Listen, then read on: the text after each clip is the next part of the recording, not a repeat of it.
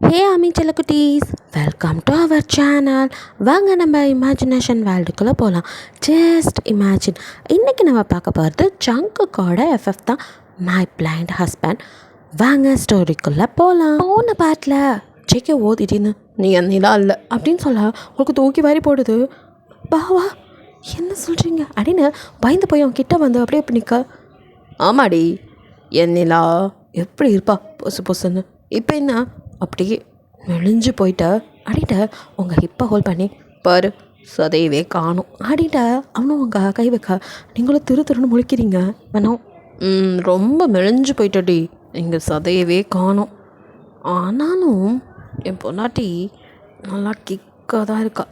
அங்கே சதை இல்லாட்டியும் இருக்க வேண்டிய இடத்துல கரெக்டாக இருக்குது அப்படின்ட்டு வாய் சொன்னாலும் கையை அதோட வேலையை செஞ்சிட்ருக்கு. நீங்களும் வந்துட்டு டக்குன்னு வாய் முடி ஐயோ பாவா அப்படின்னு நீங்கள் ஷையாறீங்க. பட் கையை அப்படியே தடுக்க முடியல. சார் அவரோட வேலையை கையால் செஞ்சுட்டு தான் இருக்கார். ஸோ நீங்கள் அசினிங்க ஆரம்பிக்கிறீங்க. ஐயோ பாவா சும்மா இருங்க, ஆரம்பிச்சிட்டிங்களா? ஐயோ இருடி, நான் ஆரம்பிக்கவே இல்லை, இப்போ தான் அப்படின்ட்டு அவனும் அப்படியே கையை அப்படியே வந்துட்டு ஒரு இடமா போக, பாவா சும்மா இருங்க போதும் தூங்குங்க அப்படின்னு சொல்லிட்டு அவன் கையை தட்டி விட, ஓய் என்ன ஆரம்பிக்கவே இல்லை, அதுக்குள்ளே எண்டு கார்டு போட்டேன் அப்படி எப்படி அதுக்குள்ளே நிறுத்துறதான், இப்போ தான் தொடங்கியிருக்கேன், இன்னும் 2-3 ரவுண்டு இருக்குது அப்படின்ட்டா அப்படியே அவங்கள கீழே தலையப்ப மேலே அப்படியே ஜங்குக்கு வர பாவா அப்படின்ட்டு அவங்க முனங்கள் மட்டும்தான் அங்கே கேட்குது. ஸோ இப்படியே ஹாப்பியாக இருக்கா. இங்கே இந்த நிலாவோ அவளோட முடிவை சொல்கிற நாளும் வருது. இதுக்கு மேலே வந்துட்டு டைம் கொடுக்க மாட்டேன், முடிவை சொல்லு அப்படிங்கிற மாதிரி அவங்க அம்மா கேட்டுட்ருக்காங்க.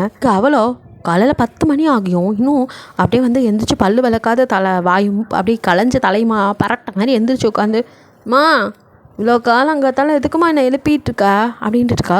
ஏடி சனியா முச்சவளே, காலங்காத்தாலையா மணி 10 ஆகுதுடி அப்படின்னு சொல்கிறாங்க. 2 நாளாக அவங்க இங்கே விட்டுட்டு வீட்டில் அவன் ஜங்குக்கு திடீர்னு காணோன்னா தேடுவான்ல, ஸோ அதனால் வந்திருப்பாங்க. அதனால் இவ்வளோ இங்கே ஜாலியாக அவங்க அம்மா விட்டு போன ஆளுங்களை வேலை வச்சுக்கிட்டு இவள் ஜாலியாக வேலைக்கு நல்லா தின்னுக்கிட்டா இங்கே ஊர் அப்படியே சுற்றிக்கிட்டு இருந்திருப்பா. அவளுக்கு பெருசாக என்ன வேலை இருக்க போகுது. ஸோ அவள் வந்துட்டு இதை பற்றிலாம் யோசிக்கவே இல்லை. அவளுக்கு அப்படியே யோசிச்சாலும் மண்டக்குள்ளே வர்றது என்னமோ ஜேகேவுக்கு கண் பார்வை இல்லையே அப்படிங்கிற ஒரு விஷயம் அவளுக்கு உறுத்திக்கிட்டே இருக்கு. மற்றபடி எதுக்குமே மேடம் வந்து சலிச்சலாம் போகலை. ஸோ வந்துட்டு அவளோ அப்படியே தூக்க கலக்கத்தில், மா பாமா காலங்காத்தாலே வந்து உயிர் எடுக்கிற அப்படின்ட்டு அவ்வளோ திருப்பி தூங்க போக அவங்க அம்மாவோ, ஏய் மூதேவி பெத்தம் பாரு, இதை பெற்றுட்டு நாடி வீட்டில் நெருப்பை கட்டிட்டு திரிய வேண்டியதாக இருக்குது அப்படின்ட்டு காதை பிடிச்சி திருக்கி எழுப்புறாங்க. அப்படின்ட்டு அவ்வளோ கத்திக்கிட்டு எழுந்திருக்கிறா. அவளை முறைச்சி பார்த்து நிற்க, மா இன்னைக்கு என்னம்மா பிரச்சனை, ஏமா இப்படி உயிரை எடுக்கிற போமா அப்படிங்கிறா. ஏய் எழுந்திரடி, கிட்ட ஒரு முக்கியமான விஷயம் பேசணும், இதுக்கு மேலே இப்படி தூங்கிட்டு கடந்த அவ்வளோதான் பார்த்துக்கோ, சுடுறது நீ பிடிச்சி மூஞ்சில் ஊற்றிடுவேன், இதுக்கப்புறம் வாய்வெல்லாம் எழுப்ப மாட்டேன் அப்படின்னு அவங்க திட்ட. ஐயோ என்னம்மா ஃபஸ்ட்டு போய் குளிச்சுட்டு வா அப்படின்னு பிடிச்சி பாத்ரூம்குள்ளே தள்ள போகிறம்மா அப்படின்னு அவள் புலம்பிக்கிட்டே அப்படியே பாத்ரூம்குள்ளே போக, இங்கே இவங்களோ ஐயோ இந்த விளங்காத கலத்தையை பெற்று வச்சுட்டு நான் படுற பாடு இருக்கே, இதை நான் சரியாக்கிறதுக்கு இது வாழ்க்கையை சரி பண்ணுறதுக்கு நான் தலைக்கையில் நின்று தண்ணி குடிக்க வேண்டியதாக இருக்குது. இன்னும் எத்தனை பேரோட வாழ்க்கையை நான் கெடுத்து சீரடிக்கணுமோ தெரியலையே. முதேவி ஒழுங்காக இருந்து தொலைய மாட்டேங்குது, பொறுப்பும் இருக்க மாட்டேங்குது, ஒன்றும் இருக்க மாட்டேங்குது. சரியான சனியை நான் வந்து எனக்குன்னு பிறந்திருக்கு, சீக்கிரம் வந்து தொலைடி, வாழ்க்கையை நேராக்கிற வேலை எனக்கு இருக்குது, ஒரு அம்மாவாக அது என் கடமையும் கூட அப்படின்னு பெரிய தெய்வத்தாய் புலம்பிக்கிட்டு வந்து அப்படியே சோஃபாவில் கால் மேலே கால் போட்டு ஃபோன் நோண்டிட்டு உட்காந்துருக்கு. ஸோ இங்கே வந்துட்டு குளிக்க போனவளோ ஒரு வழியாக குளிச்சு முடிச்சு அப்படியே வந்துட்டு வெளியில் வந்து அவங்க அம்மா ஃபோன் நோண்டிட்டு இருக்கிறத பார்த்துட்டு அவளோ வந்துட்டு ட்ரெஸ்லாம் சேஞ்ச் பண்ணி ஒரு வழியாக அவள் ரெடியாகி அப்படின்னு கிட்ட வரத்துக்கும் அப்போ அங்கேருந்து ஒரு மெய்டு லேடி வந்து, அம்மா அவங்கெல்லாம் வந்துட்டாங்கம்மா அப்படின்னு வந்து சொல்கிறாங்க. அவங்களெல்லாம் உள்ள வர சொல்லு அப்படின்னு சொல்லிவிட்டு இந்த பக்கம் அப்படியே மகளை திரும்பி பார்க்குது. அவளோ யார் வரா அப்படிங்கிற மாதிரி முழிச்சிட்ருக்கா. பையன் கூட அப்படின்னு சொல்லி போனவளை கூப்பிட அந்த பொண்ணும் என்னங்கம்மா அப்படின்னு வர, இங்கே வா அப்படிங்கிறா. ஸோ அந்த பொண்ணு கிட்ட வர நிலாவோ ஓங்கி ஒரு அரை பொலின்னு அந்த பொண்ணு கணத்துலேயே விட அந்த பொண்ணு கணத்தில் கவிச்சிட்டு அம்மா அப்படின்னு என்ன தப்பு பண்ணோம் எதுக்கு அடித்தான்னு தெரியாமல் கண்ணெல்லாம் வந்துட்டு டியர்ஸே வந்துடுது. ஸோ பாவமாக அந்த பொண்ணு நிற்க இதை அவங்க அம்மா வந்து கண்டுக்கிற மாதிரி அந்த சனியை பாட்டுக்க நமக்கு என்னாண்டு ஃபோன் நோண்டிக்கிட்டு தான் இருக்குது.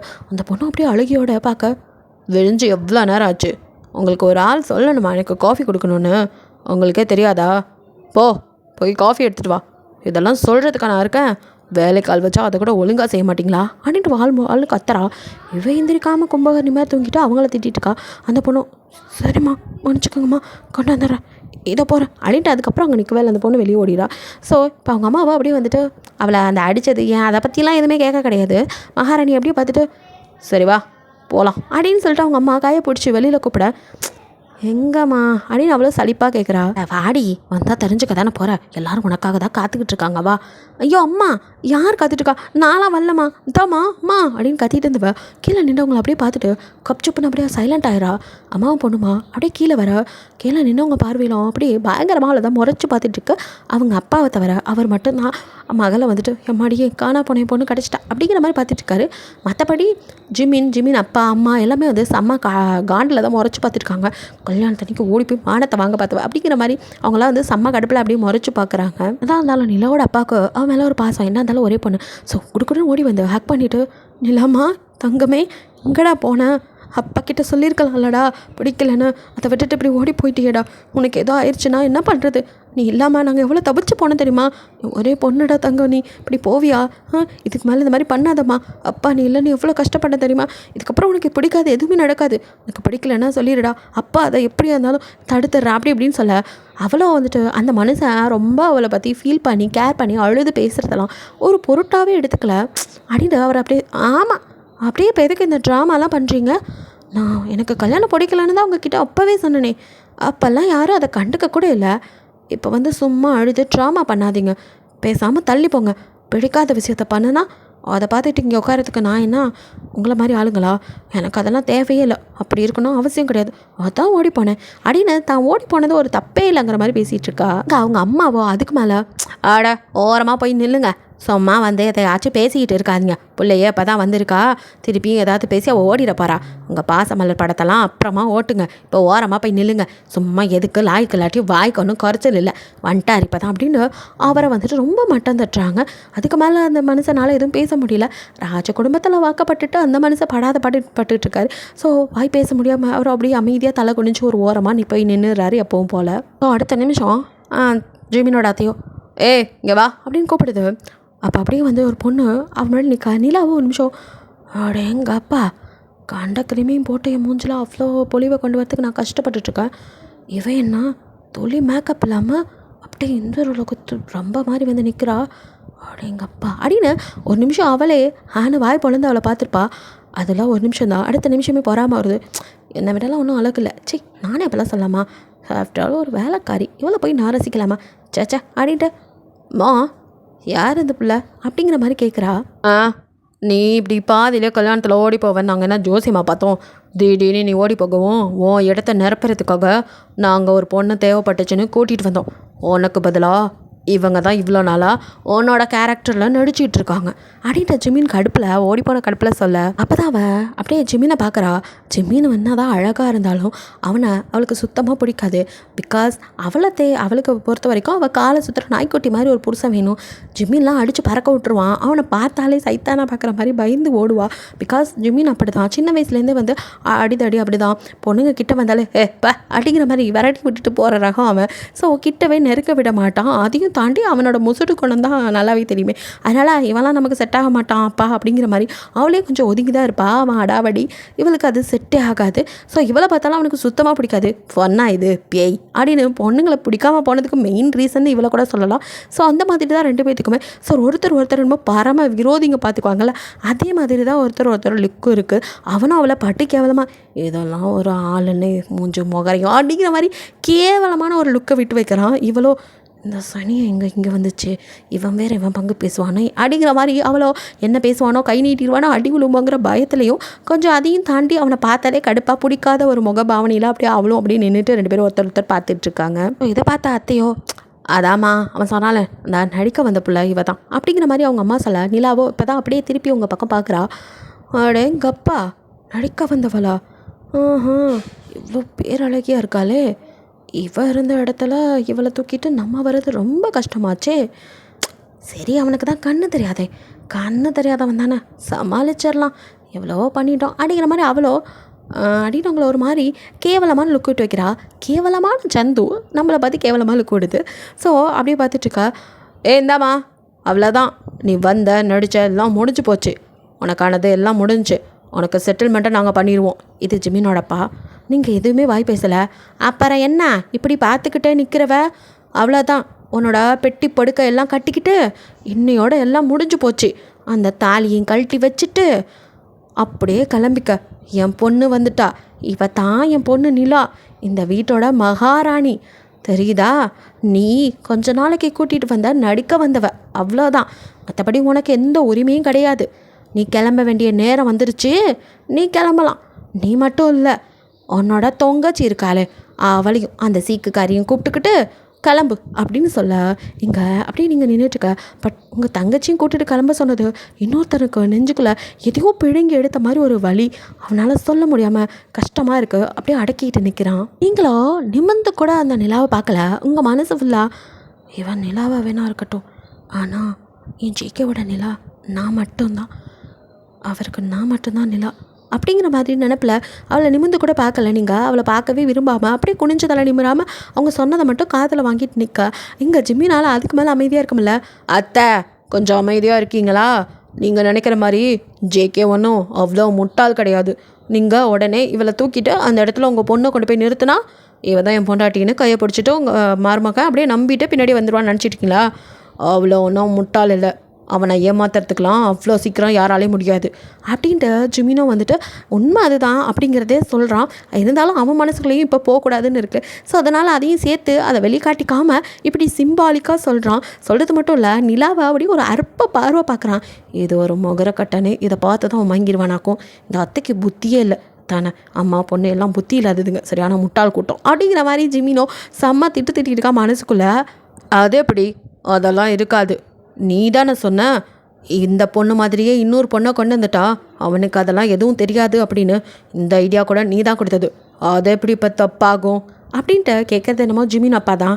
அதானே அவங்க அப்பாவாச்சே, கிரிமினலுக்கு மேலே கிரிமினல் ஆச்சே ஜிமினோ, இவர் ஒருத்தர் அப்படின்ட்டு. அப்பா அன்னைக்கு இருந்த சுச்சுவேஷன் அப்படி, அதனால் அப்படி சொன்ன மாதிரியே தான் ஒருத்தையை தேடி கண்டுபிடிச்சி கொண்டு வந்தோம். உருவத்தால் மட்டும் ஒரே மாதிரி ஒற்றுமையாக இருக்கிற கொண்டு வந்தால் போதாதா? அவள் உள்ளத்தாலையும் ஒரே மாதிரி இருக்கணும்ல. உங்களுக்கே தெரியும் உங்கள் மருமகன் நிலா என்ன மாதிரி ஆளுன்னு. அத்தை நான் சொல்லி உன் மகளை பற்றி நீ தெரிஞ்சுக்க வேண்டியதில்லை. உன் மகளோட குணமும் தெரியும், இங்கே நம்ம நடிக்க கூட்டிகிட்டு வந்த பொண்ணோட குணத்தையும் தெரியும். இதை நம்ம வாயால் சொன்னால் ஜேகே அப்படியே நம்பிட்டு மண்டைய ஆட்ட ஆகணும். முட்டாள் கிடையாது அவன். இந்த பொண்ணை தொட்டு உணர்ந்திருக்கான், கூட இருந்திருக்கான். அதனால் அவனுக்கு கண்டிப்பாக தெரியும் நிலா யார், இது யாருன்னு.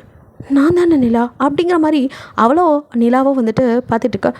நிலான்னு பேர் மட்டும் வச்சுட்டா போதுமா, நீ நிலாவாயிருவியா அப்படின்னு ஜிமின் மனசுக்குள்ள நினச்சிட்டு அவனும் இப்போதைக்கு இதெல்லாம் செட் ஆகாது.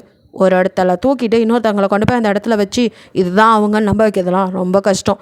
இதை நம்ம கொஞ்சம் பொறுமையாக வேறு மாதிரி தான் டீல் பண்ணணும் அப்படின்ட்டு ஜிமினோ ஏதோ யோசனையில் இருக்கான். அட அது சரிதான் ஜிமினு, அதை நம்ம பேசி நம்ம குடும்பமாக ஒரு முடிவெடுப்போம். அதுக்குன்னு என் பொண்ணோட வாழ்க்கையை அப்படியே விட்டுற முடியுமா? அவன் சின்ன வயசுலேருந்து லவ் பண்ணது என் பொண்ணு நிலாவைத்தான். அவளை கொண்டு போய் நிறுத்தினா ஏன் வேணான்னு சொல்ல போகிறான்? இவ தான் நிலா அப்படின்டா அதெல்லாம் ஒத்துக்குவான். அதுக்கு கொஞ்ச நாள் கூட ஆகும், அதெல்லாம் நம்ம பார்த்து பண்ணிக்கலாம். அது வரைக்கும் இந்த பிச்சைக்கார நாய் இந்த வீட்டில் இருக்கணும்னு எந்த அவசியமும் இல்லை. முதல்ல இந்த நாயை இந்த வீட்டை விட்டு அடித்து துரத்துங்க அப்படின்ட்டு லபோதிபோன்னு அது கத்துது. அப்போ நீங்கள் அப்படியே சைலண்ட்டாக தலை கொஞ்சம் நின்றுவங்க. நான் எங்கேயும் அவரை விட்டு போக மாட்டேன் அப்படின்னு உறுதியாக சொல்கிறீங்க. அப்படியே அத்தனை பேர் உங்கள் பக்கம் அபோட்டன் போட்டு பார்க்குறாங்க. ஜிமினோ அடேங்கப்பா என்ன ஒரு தைரியம், இத்தனை பேர் எதிரியாக நின்றுட்டுருக்கோம், அப்போ கூட தைரியமாக சொல்கிறாளே. நல்ல தைரியம் தான். ஆனால் இதில் கொஞ்சமாவது இவ தங்கச்சிக்கு தான் நல்லா இருக்கணும். அப்போ கூட அவன் பாயிண்ட்டை யோசிச்சுட்டு நின்றுட்டுருக்கா. பட் ஃப்ராக்ஷன் ஆஃப் செகண்டில் இதை காதில் வாங்கின அத்தைக்கோ செம்மையாக அப்படியே ஜிவ்வுன்னு கடுப்பாகுது. அதுக்கு மேலே அது சும்மா இருக்கும். ஏற்கனவே எப்படான்னு நினச்சிட்டுருக்கு. நீங்கள் வேறு எப்படி சொல்லுவோம் அவ்வளோதான் செம்ம காலில் அப்படியே அவங்க கிட்ட அவங்க முடி அப்படியே கொத்தா பிடிச்சி காலத்திலே பொலின்னு அறைய விடுது. அப்பவும் கூட அப்படியே அவங்களே பார்த்துட்டுருக்க. என்னடி அம்புட்டு திமிரா ஆகிப்போச்சா? எங்கள் முன்னாடியே குரலை வசதி இவ்வளோ திமிரா, அதுவும் அவன் கூட இருப்பேன்னு சொல்கிற அவ்வளோ திமிரா? உன்னெல்லாம் விட்டு வச்ச பேர் அதை தாண்டி நான் பண்ண தப்பு. பிச்சைக்கார நாயே, உன்னெல்லாம் எங்கே வைக்கணுமோ அங்கே வச்சுருக்கணும். போனால் போகுதுன்னு எங்கள் நிலமை. உன்னை கொண்டு வந்து இங்கே வச்சா கோபுரத்தில் வந்ததும் பிச்சைக்காரிக்கு இங்கேருந்து போக மனசு இல்லையோ, அவனை விட்டு போக மாட்டியோ அப்படி சொல்லுவேன். உன்னெல்லாம் போக விட்டாதானடி, இனி உன்னை உயிரோடு விட்டாதானே அவன் கூட இருப்ப. சாவடி செத்து ஒளி அப்படின்னு சொல்லிட்டு அப்படியே முடிவை பிடிச்சி அப்படியே இழுத்துட்டு போய் தரன்னு அப்படியே செவத்தில் அவங்கள மோத போக்குது. அப்படியே ஃப்ராக்ஷன் ஆஃப் செகண்டில் ஜிமீர் என்ன பண்ணுற அப்படின்னு சொல்லி அத்தைக்கிட்டேருந்து அப்படியே அவங்கள பிடிச்சி இழுக்கிறான். அத்தை அறிவில்லை உனக்கு? தரத்தில் அறிவிலேருந்து எதையாவது பண்ணிகிட்டு இருக்காத, சும்மா இரு கொஞ்ச நேரம். இந்த பொண்ணை கொண்டுட்டா எல்லாம் சரியாயிருமா? பொறுமையாக இருன்னு சொல்லிகிட்டு இருக்க, நீ பாட்டுக்க தேவையில்லாத வேலைலாம் பார்த்துட்டு இருக்க அப்படின்ட்டு அத்தைக்கிட்ட அவன் வாய்ஸ் ரைஸ் பண்ணி வாழ்னு கத்த. அத்தைக்கா அவ்வளோதான், அவளுக்கு செம்ம கடுப்பாகுது. டேய் சும்மா நிறுத்துடா, நானும் போனா போகுதுன்னு பார்த்துட்டு இருந்தா என்னடா எப்போ பார்த்தாலும் நான் இவளை ஏதாவது பண்ணால் நீ வந்து தடுத்துக்கிட்டே இருக்க, இவளை எதுவுமே பண்ண விட மாட்டேங்கிற, பேச விட மாட்டேங்கிற, என்னடா அப்படி என்ன இவளுக்கு ஏதாவது ஆனிச்சுன்னா உனக்கு துடிக்குது, அப்படி என்னடா உங்கள் 2 பேத்துக்குள்ள இவ என்ன பண்ணி ஒன்று அப்படி மயக்கி வச்சிருக்கா, உங்கள் 2 பேத்துக்குள்ள அப்படி என்ன சம்பந்தம் அப்படின்ட்டு அதுவோ நக்கலை நரம்பு இல்லாமல் வாய்க்கு வந்ததெல்லாம் பேசுது. ஜிமினோ உங்களை அப்படியே பின்னாடி விட்டவன் அப்படியே தலையை கொத்திட்டு, ஐயோ அத்தை உனக்கு புரியுதா இல்லையா, லூசு மாதிரி வளரிட்டு இருக்க, கோவத்தில் எதையாவது பண்ணிகிட்டு இருக்க, நீ சொல்கிற மாதிரி நீ கோவத்தில் இவ கொன்னுட்டா எல்லாம் சரியாயிருமா, அதுக்கப்புறம் உன் அண்ணன் ஜங்குக் உன்னை சும்மா விட்டுருவானா, அவன் என்ன நீ சாதாரணமான ஆள் நினச்சிட்ருக்கியா, இவளுக்கு ஒன்றுன்னா அவ்வளோதான், ஒருத்தரையும் விட மாட்டோம், அதுக்கும் மேலே உன் பொண்ணு ஓடி போய் நீ இவளை கொண்டு வந்து வச்சது இதெல்லாம் தெரிஞ்சிச்சு உன் குடும்பத்தையே உசுரோட விட மாட்டான், நானும் உனக்காக தான் உன் நல்லதுக்காக தான் பார்த்து பொறுமையாரத்த அப்படின்னு சொல்லிக்கிட்டு இருக்க, நீ என்னடானா என்னையே அந்த பொண்ணு கூட சேர்த்து வச்சு அசிங்கமாக பேசுகிற,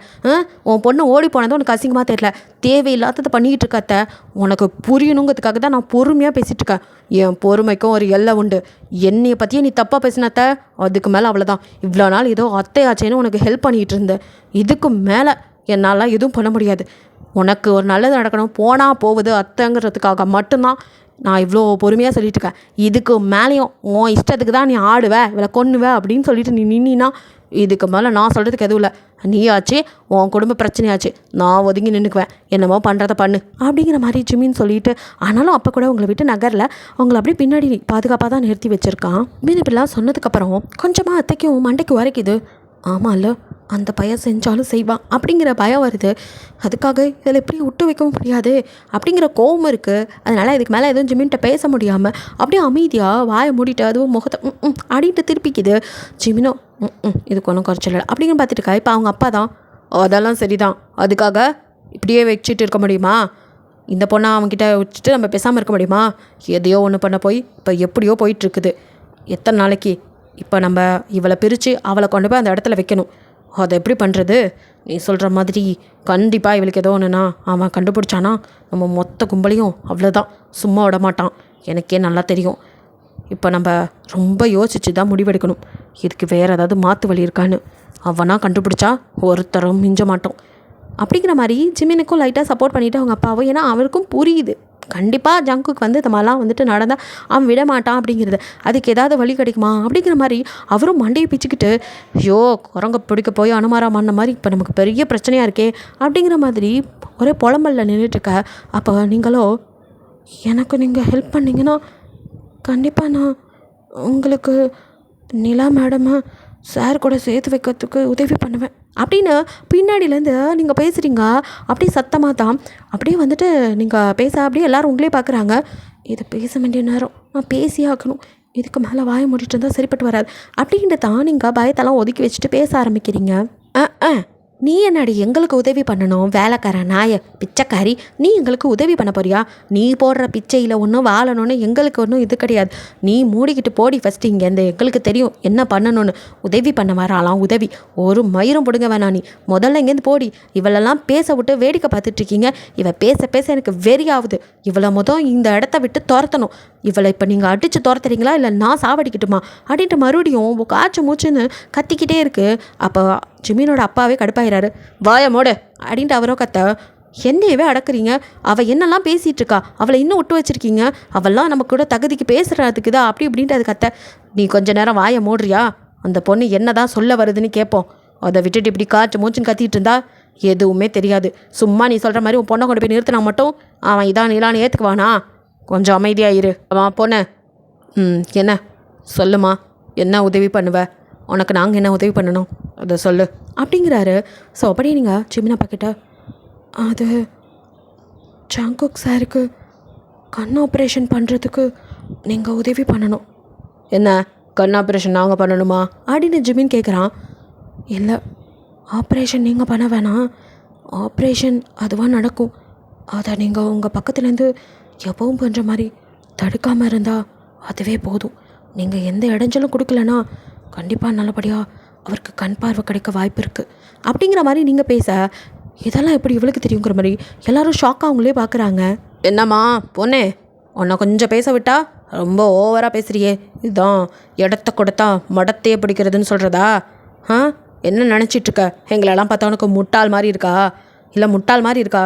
இத்தனை வருஷமாக அவனுக்கு பார்வை தெரிஞ்சால் தானே பிரச்சனைன்னு பார்வையே தெரியக்கூடாதுன்னு நாங்கள் தான் தடுத்துக்கிட்டு இருக்கோம். அதை தெரிஞ்சு தடுக்கிற எங்ககிட்டயே வந்து கண் பார்வை கிடைக்கிறதுக்கு உதவி ஒன்றுங்கன்னு கேட்குறியே? இல்லை, எனக்கு புரியலை. அவனுக்கு கண் பார்வை வந்தால் நாங்கள் பண்ணுற எல்லா தில்லாலங்கடி வேலையும் கண்டிப்பாக தெரிஞ்சுக்குவான். அதை வச்சு எங்களையே அவன் முடிச்சு கட்டுறதுக்கு உன்னோட பிளானா? பரவாயில்லையே, இவ்வளோ நல்லா பிளான் பண்ணுற. ஆனால் உன்னை மறந்துட்ட பாரு. உன்னை இங்கே கூட்டிகிட்டு வந்ததும் நாங்கள் தான், உன்னை நடிக்க வச்சதும் நாங்கள் தான். எங்களை பற்றி உனக்கு நல்லாவே தெரியும். நாங்கள் நினச்சா சொத்தமே இல்லாமல் உன்னை இங்கேயே முடிச்சுட்டு புதைச்சி தள்ளிட்டு போயிட்டே இருப்போம். புதைச்ச இடத்துல புல் முளைச்சிரும், ஜாக்கிரதை அப்படின்ட்டு அவர் மிரட்ட. பட் நீங்கள் அதுக்கெல்லாம் அசர்ற மாதிரி இல்லை. போயாயோ, உன்னை மாதிரி எத்தனையோ பேர் பார்த்துட்டோம், என்னமோ பண்ணிக்கோ அப்படிங்கிற மாதிரி தைரியமாக தான் நிற்கிறீங்க. உங்களுக்கு உங்கள் பொண்ணோட வாழ்க்கை முக்கியம். எனக்கு ஜங்குக் சாருக்கு பார்வை வரணும். நீங்கள் சொன்ன மாதிரி எனக்கு உதவி பண்ணிங்கன்னா அவருக்கு நல்லபடியாக கண் பார்வை கிடைச்சா போதும். அதுக்கப்புறம் நான் தான் அவர் வாழ்க்கையில் குறுக்க வந்தேங்கிற மாதிரி எல்லா தப்பும் என் மேலே தான்னு நானே சொல்லிவிட்டு அவரை விட்டு விலகி போயிடுறேன். உங்கள் மேலே எந்த தப்பும் வராத மாதிரி நானே அவர்கிட்ட பேசுகிறேன். அதுக்கப்புறம் கண்டிப்பாக உங்ககிட்ட அவர் எதுக்காகவும் எதுவும் பேச மாட்டார். அதனால் அவருக்கு பார்வை கிடைக்கணும், அதுக்கு மட்டும் உதவுங்க கண்டிப்பாக. அதுக்கப்புறம் அவர் உங்கள் பொண்ணை ஏற்றுக்குவார், எல்லாம் சரியாக இருக்கும். எந்த தப்பும் உங்கள் மேலே வராத மாதிரி நான் பண்ணுறேன், என்ன நம்புங்க அப்படிங்கிற மாதிரி நீங்கள் பேசிகிட்டு இருக்க. ஆமாம், இவ பெரிய மகாராணி. இந்த அம்மா சொன்னதும் அப்படியே அந்த ஜங்குக் பையன் நம்பிட்டு எங்களெல்லாம் சும்மா விட்டுருவான். ஏண்டி, எங்களெல்லாம் பார்த்தா உனக்கு எப்படி தெரியுது? இவளை உன்னை பேச விட்டது தாண்டி தப்பு. வர வர வாய் கூடிக்கிட்டே போகுது. நானும் பொறுமையாக இருக்கலாம்னு பார்த்தா இவ ரொம்ப பேசுகிறா. விலகடா அவளை இன்னைக்கு அப்படின்னு சொல்லிட்டு உங்களை அடிக்கிறதுக்கு பாயுது. அப்போ கூட ஜிமின் தான் வந்துட்டு அப்படியே கொடுக்குறேன். அடா இருங்க அத்தை அப்படின்னு பிடிச்சிட்டு அமைதியாக இருங்க, அவள் இதை சொல்கிறான், அதை கொஞ்சம் கேட்போம், பொறுமையாக இருங்க. உங்கள் பொண்ணோட வாழ்க்கை கேட்குறதுன்னு நாங்கள் இவ்வளோ பேசிகிட்டு இருக்கோம். சும்மா இப்படி அவசரப்பட்டு நாசம் பண்ணிட்டு நிற்காதீங்க அப்படின்னு சொல்லிட்டு அத்தையை ஒரு பக்கம் தள்ளி விட்டுட்டு இப்போ அப்படியே திரும்பி உங்கள் பக்கம் என்ன சொன்ன? இப்போ நீ மட்டும் உண்மையை சொன்னா மாட்டுறது நாங்கள் எல்லோரும் தான். அது மட்டும் இல்லை, அவனுக்கு கண் பார்வை வந்தாலும் மாட்டுறது நாங்கள் தான். நீ என்ன எதுவுமே எங்கள் மேலே தப்பு வராது அப்படி இப்படின்னு புதுசாக ஒரு உருட்டிகிட்டு இருக்க, அது எப்படி நாங்கள் மாட்டாமல் இருப்போம் அப்படிங்கிற மாதிரி ஜிமின் உங்களே பார்த்துட்டு குருன்னு பார்த்துட்டு கேட்குறான். அதெல்லாம் நீங்கள் நினைக்கிற மாதிரி எதுவும் உங்களுக்கு நடக்காது. உண்மையெல்லாம் நான் சொல்ல மாட்டேன், நீங்கள் மாட்ட மாட்டீங்க, யாரையும் நான் மாட்டி விட மாட்டேன். நான் பார்த்துக்கிறேன், எப்படி சமாளிக்கணும்னு எனக்கு தெரியும். எல்லா தப்பும் ஏன் மேலேன்னு நானே பிரச்சனை எல்லாத்தையும் என் தலையில் போட்டுக்கிறேன். அவருக்கு கண் பார்வை கிடைச்சா மட்டும் போதும், உங்கள் பக்கம் எந்த பிரச்சனையும் வராத மாதிரி நான் பார்த்துக்கிறேன் அப்படின்னு நீங்கள் ரொம்ப உறுதியாக சொல்கிறீங்க. அவோ இங்கே என்னடா நடக்குது, எனக்கு இப்போ சேக்கையை கட்டி வைப்பீங்களா மாட்டிங்களா அப்படிங்கிற மாதிரி பார்த்துட்ருக்கேன். அவங்க அப்பாவாகட்டும் ஜிமின் அம்மாவாகட்டும் 2 பேரும் வாயே திறக்கல. வாயிலாக பூச்சிங்க 2 என்ன பண்ணும். ஸோ அந்த வீட்டுக்கு அடிமைப்பட்டு வாக்கப்பட்டு வந்த அடிமைகள் 2 பேரும் அப்படியே அமைதியாக நின்று என்ன நடக்குதுங்கிற மாதிரி பார்த்துட்ருக்காங்க. ஸோ ஜிமின் அம்மாவுக்கு உங்களை பார்க்கும்போது கொஞ்சம் பாவமாக தான் இருக்குது. ஒரு அப்பாவே பிள்ளைய கூட்டிகிட்டு வந்து வச்சு என்ன பாடுடா படுத்துறீங்க, பொண்டாட்டியா உலகத்திலேயே யாராலையும் இப்படி நடிச்சிருக்க முடியாது அப்படிங்கிற மாதிரி அந்த அம்மாவோ வருத்தத்தோடு உங்களை பார்த்துட்ருக்காங்க.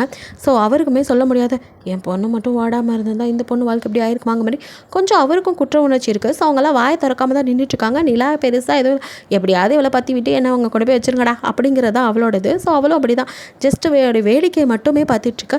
இங்கே ஜிமின் அப்பாவோ மறுபடியும் என்னம்மா உனக்கு எங்களெல்லாம் பார்த்தா எப்படி தெரியுது, உண்மையை சொல்ல மாட்டான்னு எங்கள்கிட்டே நீ வந்துட்டு மிரட்டி பார்க்குற எங்களை. இங்கே பாரு, நீ சொல்லு இல்லை சொல்லாமல் போ, அதை பற்றிலாம் கவலை இல்லை. எங்களை என்ன நினச்சா பரம்பரை பணக்காரங்க ஜமீன், எனக்கு தெரியும் எப்படி நடந்துக்கணும்னு. உன்னை இந்த இடத்துலையே புதைச்சிட்டு போனாலும் யாருக்கும் தெரிய போகிறதில்ல. உன்னை அப்படியே போட்டுட்டு கூட நாங்கள் அந்த இடத்துல எப்படி இவளை வர வைக்கணுமோ அப்படி வர வச்சுக்குவோம். எங்களுக்கு தெரியும், எங்களுக்கே நீ உத்தரவு போடுறியா? இங்கே பாரு, இந்த ஜமீனோட உத்தரவை கேட்டு நடக்கிறதுக்கு தான் வேலைக்காரங்க சொல்கிறத கேட்குறதுக்கு ஜமீன் கிடையாது, புரிஞ்சதா?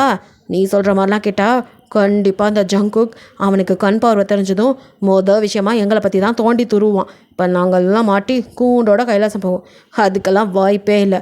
அதுக்கு பதிலாக ஒன்றை முடிச்சு கட்டிட்டு நாங்கள் அவன்கிட்ட எப்படி நாடகம் ஆடணுமோ அப்படி ஆடிக்குவோம் அப்படிங்கிறாரு. எப்பவும் பண்ணுறது தானே, புதுசாக பண்ண போகிறாரு, அதனால் அசால்ட்டாக மனுஷன் சொல்கிறாரு. அப்போது இதுதான் உங்கள் முடிவா அப்படின்னு பார்க்குறீங்க. அவங்களும் அவங்களே அப்படியே பார்த்துட்டு இருக்க. இன்னும் தெனாவட்டா பேசுகிறியா நீ அப்படிங்கிற மாதிரி இருக்க. நீங்களோ சரி அமைதியாக பேசி உங்ககிட்ட அனுமதி வாங்கலான்னு நினச்சேன், ஆனால் நீங்கள் அதுக்கெல்லாம் ஒத்துழைக்க மாட்டீங்கன்னு நல்லாவே புரிஞ்சிருச்சு. எப்படியும் இப்படி ஒரு ஏதாவது பிளான் இருந்தால் அதுக்கு பேக் பிளானாக ஒன்று ரெடி பண்ணி வச்சுட்டு தான் வந்திருக்கேன். எது அப்படிங்கிற மாதிரி பார்க்குறாங்க. ஆமாம், உங்கள் கூட வந்தப்பயே நான் எல்லாத்துக்குமே ப்ரிப்பேராக தான் வந்தேன். கண்டிப்பாக மோசமானவங்களாக இருப்பீங்கன்னு தெரியும். மோசமானவங்க கிட்ட போய் மாட்டும்போது அப்போது எப்படி நம்மளை தற்காத்துக்கணும்னு அந்த அளவுக்கு கூட தெரியாமையாக வந்திருப்பேன். நீங்களாம் ஒன்றை மறந்துட்டீங்க. நானும் உங்களை இன்றைக்கி நேற்று பார்க்கல, நான் பிறந்ததுலேருந்தே பார்த்துட்ருக்கேன். என்ன உங்ககிட்ட விசுவாசமாக வேலை பார்த்தா மாணிக்கம் ஞாபகத்தில் இருக்கா? அந்த மாணிக்கத்தோட பொண்ணே தான் நான். உங்களுக்கு இப்போ தெரியும்னு நினைக்கிறேன். எங்கள் அப்பா விசுவாசமாக இருந்தாருங்கிற ஒரே காரணத்துக்காக தானே எங்கள் அப்பாவையும் சேர்த்து கொண்டீங்க. அவங்களும் அப்படியே முழிக்க, இதெல்லாம் எனக்கு எப்படி தெரியும்னு பார்க்குறீங்களா? அந்த கதைலாம் இப்போ உங்களுக்கு தேவையில்ல. எனக்கு தேவை ஜங்குக்கான்னு நல்லா தெரியணும். அவருக்கு ஆப்ரேஷன் நடக்கணும். அதுக்கு நீங்கள் எந்த டிஸ்டர்பன்ஸும் பண்ணக்கூடாது. அப்போக்கு நான் உயிரோடு இங்கேருந்து போகணும். என்னை நீங்கள் கூப்பிடும் போதே வில்லங்கம் இருக்குன்னு தெரிஞ்சு தான் தைரியமாக வந்தேன். ஏன்னா அதுக்கெல்லாம் எல்லா ஏற்பாடையும் பண்ணி வச்சுட்டு தான் வந்திருக்கேன். நான் இப்போ இங்கேருந்து நீங்கள் என்னை கண்டிப்பாக எப்படி கூட்டிகிட்டு வந்தீங்களோ அதே மாதிரி நல்லபடியாக போய் அங்கே சேரலைன்னா அடுத்த கொஞ்ச நேரத்தில் நான் உங்களுக்கு எதிராக ரெடி பண்ணி வச்சுட்டு வந்த அத்தனை ஆதாரமும் ஜங்குக் கிட்ட போகும். ஜங்குக் அத்தனை ஆதாரத்தையும் கையில் வச்சுட்டு உங்களெல்லாம் சும்மா விடுவாரா? நான் செத்தா நீங்கள் யாரும் உயிரோடு இருக்க முடியாது. நீங்கள் எப்படிலாம் என்னை மிரட்டி அவர்கிட்ட கொண்டாந்தீங்க, என்னெல்லாம் சொல்லி என்னங்க கொண்டாந்தீங்க, அதையும் தாண்டி உங்களை விட நல்லாவே எனக்கும் பிட்டெல்லாம் போட தெரியும். எக்ஸ்ட்ரா பல பிட்டுங்களை போட்டு என்னை அடித்து துன்புறுத்தி அவரோட இருக்க வச்சிங்கன்னும், அதனால தான் வேறு வழியே இல்லாமல் அவரோட நான் வாழ்ந்தேன்னும், அவருக்கு கண் பார்வை இல்லாததை பயன்படுத்தி நீங்கள் எல்லாம் என்னை டார்ச்சர் பண்ணிங்கன்னும் நான் சொன்னால் கண்டிப்பாக ஒரு வேலைக்கார பொண்ணால் என்ன எதிர்த்து பண்ண முடியும்? அப்போது இவங்களுக்கெல்லாம் அடங்கி அவள் இருந்திருப்பா அப்படிங்கிறத அந்த மனுஷன் ஒன்றும் உங்களை மாதிரி முட்டாள் இல்லையே, கண்டிப்பாக புரிஞ்சுக்குவார். அப்போது இந்த நிலா ஓடி போனது, அதுக்கு பதிலாக இந்த நிலா அந்த நிலாவானது, அதுக்காக நீங்கள் பண்ணது எல்லாம் தெரிய வரும். அத்தோடு சேர்த்து என்ன கடைசியாக நீங்கள் கூட்டிகிட்டு வந்தது இங்கேயே வச்சு போட்டு தள்ளனால தான் என்னால் அவர்கிட்ட போக முடியல அப்படிங்கிறதையும், அதுக்காக நீங்கள் பழி வாங்குங்க அப்படிங்கிற மாதிரியும் நாங்கள் அவருக்கு எல்லாத்தையும் அனுப்பிட்டு தான் வந்திருக்கேன். நான் மட்டும் இப்போ இங்கேருந்து அங்கே போகலை, கண்டிப்பாக அந்த எவிடன்ஸ்லாம் அவர் கைக்கு போகும். அப்புறம் நான் மட்டும் பரலோகம் போக மாட்டேன், நீங்களும் சேர்ந்து தான். அவர் சட்டப்படி தண்டிக்கிறவர் இல்லைன்னு உங்களுக்கு நல்லாவே தெரியும். அவங்களோட முடிவை நீங்களே தேடிக்கங்க அப்படின்னு அப்படியே அசால்ட்டாக சொல்லிட்டு நிற்கிறீங்க கெத்தா. ஸோ அத்தனை பேத்துக்கு முகத்தில் ஈயாடலை. எது என்னடி முன்னெச்சரிக்கையாக இதெல்லாம் பண்ணிட்டு வந்தியாங்கிற மாதிரி அப்படியே எல்லாம் பயந்து போய் உங்களை பார்க்குறாங்க. ரெண்டு பேர்த்த தவிர, ஏன்னா இதில் இன்வால்வ் ஆகாத 2 பேர் தானே. ஸோ வந்துட்டு நிலாவோட அப்பா அவரும் பெருசாக, ஏன்னா அந்த மனுஷன் எதுவுமே செய்யல, அவர் ஒரு வாயிலாக பூச்சி. அவருக்கு பொண்ணு ஓடி போனனால இன்னொரு பொண்ணை கூட்டிகிட்டு வராங்க, அது மட்டும் தான் தெரியும். பொண்ணோட வாழ்க்கை நல்லா இருக்கணும், ஏதோ அந்த பொண்ணு பணம் வாங்கிட்டு நடிக்க வந்திருக்குன்னு தான் நினச்சிருப்பாரு. இவ்வளோ கஷ்டப்படுத்திலாம் அதெல்லாம் அவருக்கு தெரியவே தெரியாது. ஸோ அதே மாதிரி தான் ஜிம்மின் அம்மா, அந்த அம்மாவும் உங்களை ஒரு பரிதாபமாக பாவம் அந்த பிள்ளை குடும்ப சூழ்நிலை போல் நடிக்க வந்திருக்கு பணம் வாங்கிட்டு, இது மட்டும் தான் நினச்சிருப்பாங்க. உங்களுக்காக வருத்தமும் பட்டிருப்பாங்க. ஸோ அவங்க அதை பெருசாக எடுத்துக்கல. மற்ற எல்லா கிரிமினல்ஸுக்கும் செம்ம ஷாக்காக இருக்குது. எதே ஆதாரமா? என்னடி சொல்கிற? என்ன ஆதாரம்? அப்படி என்னத்தை எங்களுக்கு எதிராக ரெடி பண்ணி வச்சுட்டு வந்திருக்க அப்படிங்கிற மாதிரி அவங்களும் பயந்துக்கிட்டு கேட்குறாங்க. வேறு யார்? நிலா அம்மா தான் மெயின் கல்ப்ரேட்டே, அதனால தானே இந்த பிரச்சனையே ஆரம்பம். ஸோ அதுவும் பயந்துட்டு அப்படியே லைட்டாக வந்துட்டு ஜகா வாங்குது. ஸோ உங்ககிட்ட அப்படியே கேட்க, நீங்களோ அதை இப்போ நான் சொல்ல மாட்டேன், அது அவர் கையில் கிடைக்கிறதும் இல்லை அவர் கையில் கிடைக்காம மண்ணோட மண்ணாக போகிறதும் நீங்கள் எடுக்கிற முடிவில் தான் இருக்குது அப்படின்னு அசால்ட்டாக சொல்லிட்டு நிற்கிறீங்க. என்னம்மா இப்போ என்ன உனக்கு? ஜங்குக்கு கண் பார்வை கிடைக்கணும் அவ்வளோதானே? சரி விடு, அவனுக்கு கண் பார்வை கிடைக்கிறதுல எங்களுக்கு ஒன்றும் பிரச்சனை இல்லை. நீ கேட்ட மாதிரி உனக்கு நாங்கள் அவனுக்கு கண் பார்வை கிடைக்க உதவி பண்ணால் நீ கண்டிப்பாக என் பொண்ணை அந்த இடத்துல கரெக்டாக வச்சிருவல்ல, நீ இருந்த இடத்துல என் பொண்ணு வந்துடுவாள்ல, நீ அவன் வாழ்க்கையை விட்டு போயிடுவல்ல, எனக்கு அது போதும், மற்றபடி நான் ஏன் அதை தடுக்க போகிறேன் அப்படின்ட்டு அப்படியே அது உங்களுக்கு சிங்சா கடிக்க ஆரம்பிக்குது. அதுக்கு அதோட வேலை நடந்தாக்கணும். அதனால் பட் ஜிமின் அப்பாக்கோ இதில் உடன்பாடு இல்லை. அவரோ அப்படிலாம் நான் ஏற்றுக்க முடியாது அப்படின்னுக்கா. எங்கள் ஜிமினுக்கோ 2ஆம் கட்ட நிலைமை தான். அவனுக்கு நீங்கள் சொல்கிறது சரின்னு உங்கள் பக்கம் நிற்கவும் முடியல, அதே சமயம் உங்களை எதிர்க்கிற அளவுக்கும் அவனுக்கு மனசில் தைரியம் இல்லை. ஸோ அப்படியே அவனை ஒரு குழப்பத்தில் இருக்க. ஜிமின் அப்பா, இங்கே பாருமா, இப்போ எப்படி நீ எங்கள் வீட்டுக்குள்ள நிலாவுக்காக ஒரு விஷயம் பண்ணுறேன்னு சொன்ன, அதே மாதிரி எனக்கும் ஒரு விஷயம் பண்ண வேண்டி இருக்குது, அதையும் நீ பண்ணினா நானும் எந்த தடங்களும் பண்ணாமல் அவனுக்கு கண் பார்வை கிடைக்க என் வேலையை பார்க்காம பேசாமல் இருப்பேன் அப்படிங்கிறாரு. மொத்தம் அவரும் பேரன் தான் பேசுகிறாரு. அப்போ நீங்களோ ஆ சரி, அப்படி என்ன பண்ணணும் சொல்லுங்கள், அதையும் நான் செய்கிறேன். அவருக்கு கண் பார்வை கிடைச்சா போதும் அப்படிங்கிறீங்க. உடனே அவரோ சில பல பேப்பர்ஸ் எடுத்து, ஒன்றும் இல்லை, இப்போ எப்படி அவங்களுக்கு செய்கிற அதே மாதிரி இதில் சில பல சொத்து பத்திரம் இருக்குது, இதிலலாம் கொஞ்சம் அவன்கிட்ட கையெழுத்து வாங்கி கொடுத்துட்டீங்கன்னா இதெல்லாம் அப்படியே என் பையன் ஜிம்மின் பேரில் வந்துடும். எனக்கு அது போதும், இதெல்லாம் எங்கள் பரம்பரை சொத்து, அதை எங்களுக்கு வேணும் அப்படிங்கிறாரு. எதை அப்படின்னு பார்க்க, அப்பாடி நீங்கள் அந்த பேப்பர்ஸை வாங்குறீங்க, வாங்கி ஓப்பன் பண்ணி பார்க்குறீங்க. அதுக்குள்ளே வந்துட்டு அப்படியே நீங்கள் அதிர்ந்து போகிற அளவுக்கு நிறையா சொத்து. அதுவும் வந்து அவன் ஊர் மக்களுக்காக அவங்க முன்னோர்கள்லாம் கொடுத்த சொத்து இருக்குல்ல, தானமாக கொடுப்பாங்க, அதெல்லாம் வந்து எழுதி வச்சுருக்கேன். வேறா நீ மனுஷனாகிற மாதிரி பார்க்குறீங்க. பாருமா, இந்த பத்திரத்துலலாம் நீ கழுத்து வாங்கி கொடு அப்படிங்கிறாரு.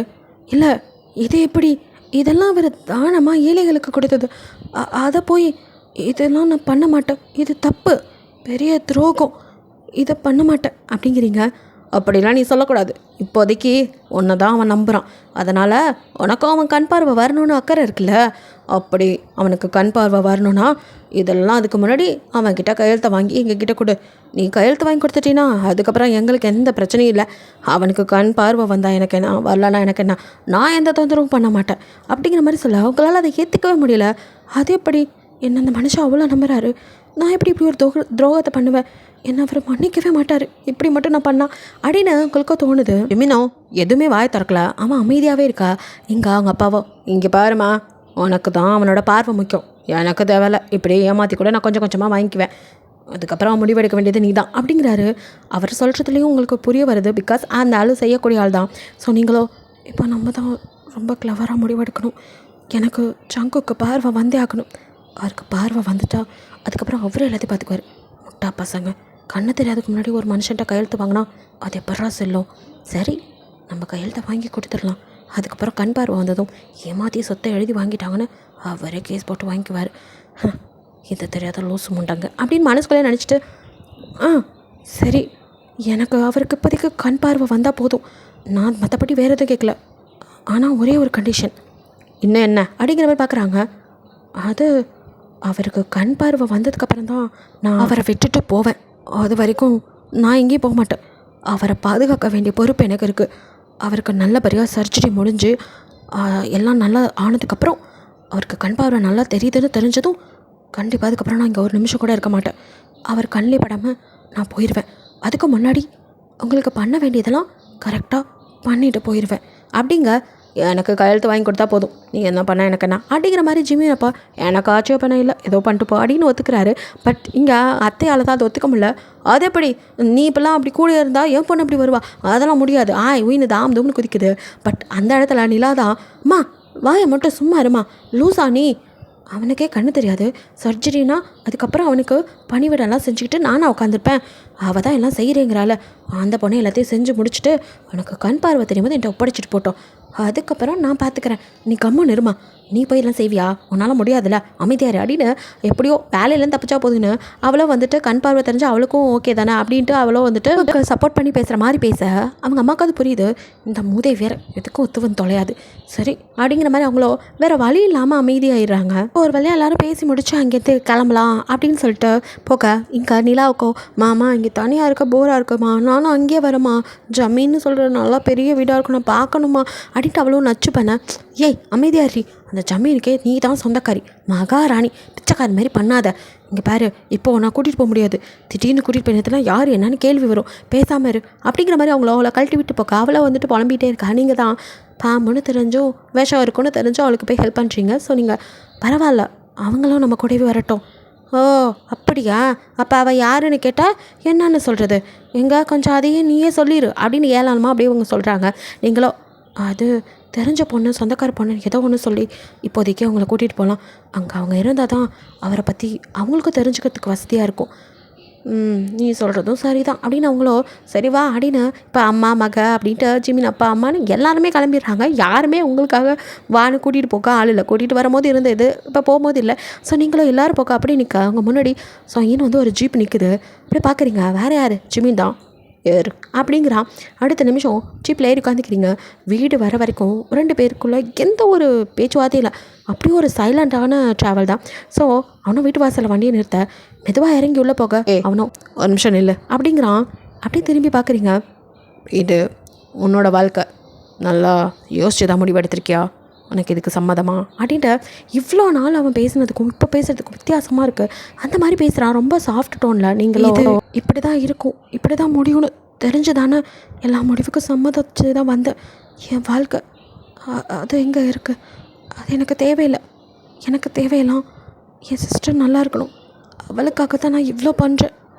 அவளை மட்டும் கொஞ்சம் நல்லா பார்த்துக்கோங்க ப்ளீஸ் அப்படின்னு சொல்லிட்டு கண்ணில் அப்படியே டியர்ஸ் வருது. தொடச்சிக்கிட்டே வீட்டுக்குள்ளே ஓட அவங்கள அப்படியே முதல் முறை ஜிமினோ பாவம் அப்படிங்கிற மாதிரி பார்த்துட்டு நிற்கிறான். அவனுக்கும் மனசுக்குள்ளே ரொம்ப கஷ்டமாக இருக்குது. ஸோ ஒரு கல்லும் அரைஞ்சு போய் நிற்குதுன்னா அதை அப்படி தான் சொல்லணும். அந்த மாதிரி ஜிமி நின்றுட்டுருக்கான். ஓகேடா, இதோட இந்த பார்ட் முடியுது. நெக்ஸ்ட் பார்ட்டில் என்ன நடக்குன்னு பார்க்கலாம். பிடிச்சிருந்தா லைக் பண்ணுங்கள், ஷேர் பண்ணுங்கள், மறக்காமல் சப்ஸ்கிரைப் பண்ணுங்கள். அப்படியே கொஞ்சம் கமெண்ட் பண்ணிடுங்க. பாய், தேங்க்யூ ஃபார் வாட்சிங்.